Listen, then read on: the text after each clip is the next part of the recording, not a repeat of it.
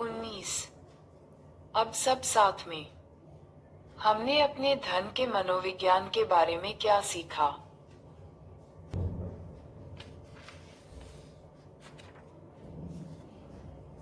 बधाई हो, आप अब तक पढ़ रहे हैं। बधाई। अब समय है उन चीजों को साथ पिरोने का जो हमने अब तक सीखी। यह अध्याय एक सारांश की तरह है, कुछ छोटे और कार्रवाई योग्य पाठ जो आपको बेहतर वित्तीय निर्णय लेने में सहायता कर सकते हैं।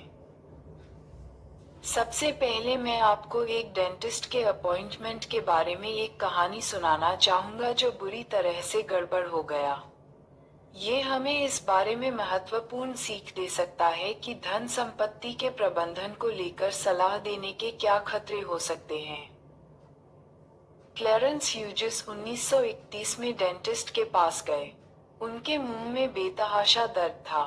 उनके डेंटिस्ट ने उन्हें दर्द कम करने के लिए एनेस्थीसिया दे दिया। घंटों बाद जब क्लैरेंस जागे तो उनके 16 दांत और टॉन्सिल जा चुके थे। और फिर सब गलत हो गया। एक सप्ताह बाद सर्जरी की जटिलताओं के कारण क्लैरेंस की मृत्यु हो गई।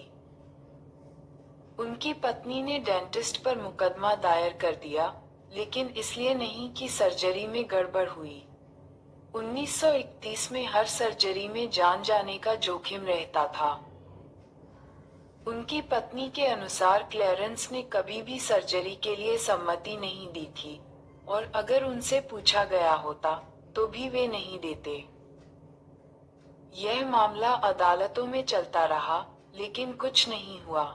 1931 में डॉक्टर और मरीज के बीच सम्मति इतनी पारदर्शी नहीं थी। एक अदालत ने संक्षेप करते हुए कहा कि डॉक्टरों को सर्वश्रेष्ठ मेडिकल निर्णय लेने की स्वतंत्रता की आवश्यकता है। इसके बिना हम विज्ञान की उन्नति का लाभ नहीं उठा सकते। अधिकांश इतिहास में एक डॉक्टर का लोकाचार मरीज को ठीक करना होता था, और मरीज डॉक्टर के इलाज के बारे में जो भी सोचता हो, वह महत्वपूर्ण नहीं होता था। डॉक्टर जे केट्स ने अपनी किताब the silent world between doctor and patient में इस दर्शन शास्त्र के बारे में लिखा। डॉक्टरों को लगता था कि इस उद्देश्य को पूरा करने के लिए वे अपने मरीजों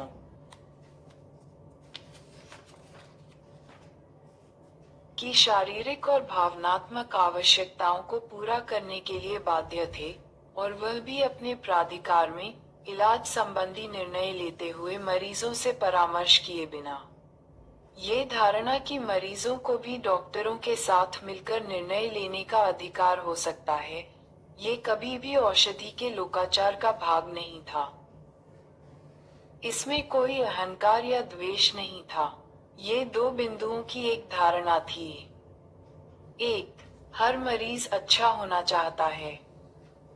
2. उनके इलाज का एक ही वैश्विक और सही तरीका है। अगर आप इन दो बातों में विश्वास रखते हैं तो मरीजों की सम्मति न लेने का मतलब समझ में आता है। लेकिन औषधि इस तरह नहीं चलती। पिछले 50 वर्षों में मेडिकल स्कूल धीरे धीरे बीमारी का इलाज करने से मरीजों का इलाज करने की ओर रुख कर चुके हैं, जिसका मतलब था इलाज की योजनाओं के विकल्प तैयार करना, और फिर मरीज को उनमें से सर्वश्रेष्ठ विकल्प चुनने देना।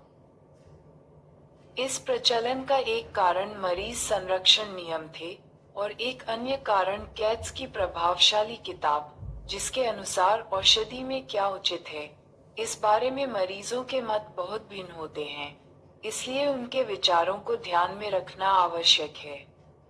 केट्स ने लिखा, यह मान लेना बहुत ही खतरनाक मूर्खता है कि अपनी कला और विज्ञान के अभ्यास में चिकित्सक अपनी नेकनियति और सही विकल्प चुनने की अपनी योग्यता पर निर्भर कर सकते हैं। यह इतना आसान नहीं है। औषधि एक जटिल पेशा है, और डॉक्टरों एवं मरीजों के बीच का परस्पर विचार विमर्श भी जटिल होता है। वह आखिरी पंक्ति बहुत महत्वपूर्ण है। औषधि एक जटिल पेशा है, और डॉक्टरों एवं मरीजों के बीच का परस्पर विचार विमर्श भी जटिल होता है।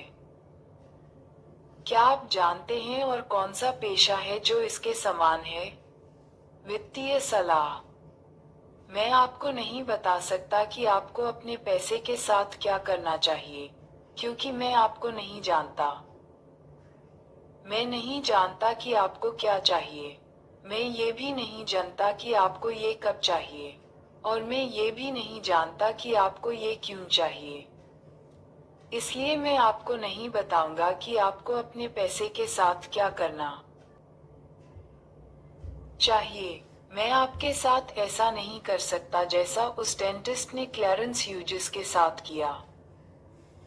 लेकिन निस्संदेह रूप से डॉक्टर और डेंटिस्ट अयोग्य नहीं होते। उनके पास ज्ञान होता है। वे संयोगानुपात को समझते हैं। वे जानते हैं कि क्या काम करता है, तब भी जब मरीज उनके लिए कौन सा इलाज सही है, इस बारे में अलग निष्कर्ष पर पहुंचते हैं। वित्तीय सलाहकार भी इसी तरह होते हैं।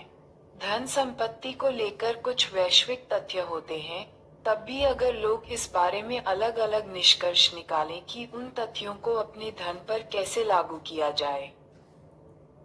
इसे ध्यान में रखकर आइए कुछ ऐसी छोटी अनुशंसाओं को देखते हैं जो आपको अपने धन के साथ बेहतर निर्णय लेने में सहायता कर सकती हैं। सब अच्छा होने पर विनम्रता और खराब होने पर क्षमा, दयाभाव ढूंढने का जितना हो सके उतना प्रयास करें, क्योंकि कुछ भी इतना अच्छा या खराब नहीं होता जितना दिखाई देता है। संसार बड़ा और जटिल है। भाग्य और जोखिम दोनों ही वास्तविक और पहचानने में कठिन हैं। खुद को और दूसरों को आंकते हुए ये ध्यान में रखिए। भाग्य और जोखिम की ताकत का आदर कीजिए और आपके ऐसी चीजों पर ध्यान देने की संभावना अधिक होगी जो आपके नियंत्रण में हों। साथ ही आपकी सही प्रेरणा स्रोत व्यक्तियों को ढूंढने की संभावना भी अधिक होगी। कम अहंकार, अधिक संपत्ति। पैसे की बचत आपके अहंकार और आय के बीच का अंतर है, और संपत्ति वह है जो दिखाई नहीं देती। इसलिए संपत्ति का निर्माण जो आप आज खरीद सकते हैं, उसकी चाह को दबाकर किया जाता है ताकि आपके पास भविष्य में अधिक चीजें या विकल्प हों। इससे फर्क नहीं पड़ता कि आप कितना कमाते हैं, जब तक आप इस पर लगाम नहीं लगाते कि आप आज अपने पैसे के साथ कितनी ऐश करते हैं, आप संपत्ति का निर्माण नहीं कर सकते। अपनी धन संपत्ति का प्रबंधन इस प्रकार करें कि आप रात में चैन की नींद सो सकें। ये कहना इससे अलग है कि आपको सर्वाधिक प्रतिफल कमाने का लक्ष्य रखना चाहिए या अपनी आय का एक नियत प्रतिशत बचाना चाहिए। कुछ लोग तब तक चैन से नहीं सोएंगे जब तक वे सर्वाधिक प्रतिफल न कमा रहे हों। दूसरे तभी तृप्त अनुभव करेंगे अगर उन्होंने रूढ़िवादी रूप से निवेश किया हो। हर किसी का अपना ही ढंग होता है, लेकिन क्या इससे मुझे रात में अच्छी नींद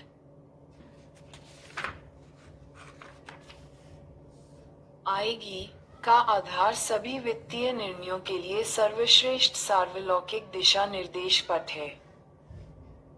यदि आप एक निवेशक के रूप में सफल होना चाहते हैं तो सबसे शक्तिशाली चीज जो आप कर सकते हैं वह है अपनी समय परिधि को बढ़ाना। निवेश में समय सबसे शक्तिशाली बल है। ये छोटी चीजों में वृद्धि कर उन्हें बड़ा कर देता है और बड़ी गलतियों को धुंधला कर देता है। ये भाग्य और जोखिम को निष्प्रभावित नहीं कर सकता, लेकिन यह नतीजों को उस दिशा में मोड़ देता है जिसके लोग पात्र होते हैं। बहुत सी चीजों के गलत हो जाने को स्वीकारना सीखिए। आप आधे से अधिक बार गलत हो सकते हैं और फिर भी विपुल संपत्ति प्राप्त कर सकते हैं, क्योंकि न्यून संख्या में कुछ चीजें अधिकांश परिणामों का कारण होती हैं। आप चाहे अपने पैसे के साथ कुछ भी कर रहे हो, आपको बहुत सी चीजों के काम न करने पर संतोष करना होगा। संसार ऐसा ही है, इसलिए आपको अपनी उपलब्धियों का आकलन अपने पूरे पोर्टफोलियो की ओर देखकर करना चाहिए, न कि अलग अलग निवेशों के आधार पर। बड़ी मात्रा में खराब निवेश और कुछ एक उत्कृष्ट निवेश होने में कोई बुराई नहीं। आमतौर पर यह सर्वश्रेष्ठ परिदृश्य होता है। अपने काम का आकलन करते समय अपने अलग अलग निवेश पर ध्यान केंद्रित करने से विजेता वास्तविकता से अधिक मेधावी नजर आते हैं और हारने वाले उससे अधिक खेदजनक नजर आते हैं जितना उन्हें होना चाहिए। संपत्ति का प्रयोग अपने समय पर नियंत्रण के लिए कीजिए, क्योंकि अपने समय पर नियंत्रण न होना खुशी के लिए एक शक्तिशाली और सार्वलौकिक अवरोध है। आप जो करना चाहें, जब करना चाहें, जिसके साथ करना चाहें, जब तक करना चाहें, इसकी क्षमता वित्त में मौजूद अधिकतम लाभांश प्रदान करती है।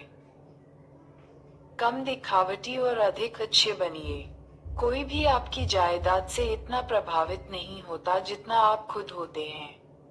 आप सोचते हैं कि आपको एक महंगी कार और बढ़िया घड़ी की जरूरत है, लेकिन संभवतः जो आपको चाहिए वह सम्मान और प्रशंसा है, और उन्हें प्राप्त करने की अधिक संभावना दया और विनम्रता के द्वारा है बजाय हॉर्स पावर और क्रोम के। बचत कीजिए, बस बचत कीजिए। आपको बचत के लिए किसी विशेष कारण की आवश्यकता नहीं। कार, अग्रिम भुगतान या फिर किसी मेडिकल इमरजेंसी के लिए बचत करना अच्छा है, लेकिन उन चीजों के लिए बचत करना जिन्हें परिभाषित करना या जिनका अनुमान लगाना असंभव है, बचत करने के सबसे अच्छे कारणों में से एक है। हर किसी का जीवन अप्रत्याशित चीजों की एक जंजीर है। बिना किसी विशेष उद्देश्य के लिए की गई बचत जीवन की निश्चित अप्रत्याशाओं के विरुद्ध ढाल होती है। सफलता के मूल्य को परिभाषित करें और फिर उसे चुकाने को तैयार रहें, क्योंकि कोई भी लाभप्रद चीज मुफ्त में नहीं मिलती। और याद रखिए, अधिकतर वित्तीय मूल्यों पर प्रत्यक्ष प्राइस टैग नहीं होता। अनिश्चितता, दुविधा और पछतावा वित्त की दुनिया में आम मूल्य हैं, और वे अक्सर चुकाने योग्य होते हैं, लेकिन आपको उन्हें जुर्माने के बजाय सजा जिससे बचा जाए शुल्क के रूप में देखना चाहिए, बदले में कुछ अच्छा पाने के लिए चुकाने लायक मूल्य। त्रुटि के स्थान की आराधना करें। भविष्य में क्या हो सकता है और आप अच्छा प्रदर्शन करने के लिए क्या होते देखना चाहते हैं, इसके बीच का अंतर आपको सहनशीलता प्रदान करता है, और सहनशीलता समय के साथ कंपाउंडिंग को जादुई बना देती है। त्रुटि के लिए स्थान अक्सर रूढ़िवादी बचाव के जैसा नजर आ सकता है, लेकिन अगर यह आपको खेल में बनाए रखता है तो यह वापस अपने मूल्य का कई गुना भुगतान सकता है। वित्तीय निर्णयों की चरम सीमाओं से बचें। समय के साथ हर किसी के लक्ष्य और कामनाएं बदल जाते हैं, और जितने चरम आपके अतीत के निर्णय होंगे, आगे बढ़ने पर उतना ही अधिक आपको उन पर पछतावा होगा। आपको जोखिम को पसंद करना चाहिए क्योंकि यह समय के साथ प्रतिफल प्रदान करता है, लेकिन आपको विनाशकारी जोखिम से बचना चाहिए क्योंकि यह आपको भविष्य में वे जोखिम लेने से रोकता है जो अच्छा प्रतिफल चुका सकें। जो खेल आप खेल रहे हैं उसे परिभाषित करें और ध्यान रखें कि आपका व्यवहार उन लोगों से प्रभावित न हो जो आपसे अलग खेल खेल रहे हैं। अव्यवस्था का आदर करें। होशियार, जानकार और तर्कसंगत लोग वित्त में एक दूसरे से असहमत हो सकते हैं, क्योंकि लोगों के लक्ष्य और कामनाएं एक दूसरे से अत्यंत अलग होते हैं। कोई एकमात्र सही उत्तर नहीं होता, बस वह जो आपके लिए काम करता है। अब मैं आपको बताना चाहूंगा कि मेरे लिए क्या काम करता है। Thank you.